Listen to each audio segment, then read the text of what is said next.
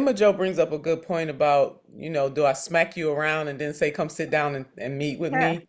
That is really against human nature. It would have been my hope that before the smackdown, which at first it seemed like President Trump was trying that, before Israel jumped in. But now to turn around and say, now we done slapped you around, but please come sit down with me.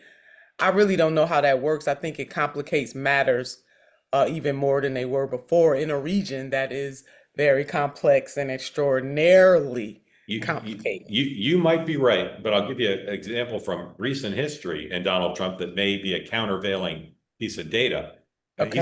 He smacked NATO around, and today the head of NATO paid homage to him for getting the NATO countries to kick in more. And then I swear to God, well, let's play it. Number 8, please. Here's the head of NATO calling President Trump daddy.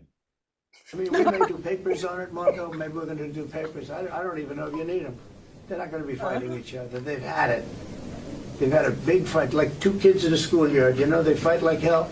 You can't stop them. Let them fight for about 2-3 minutes. Then it's easy to stop them. And then Daddy has to sometimes use strong language to You have to use strong language. Every once in a while, you have to use a certain word. I think we have.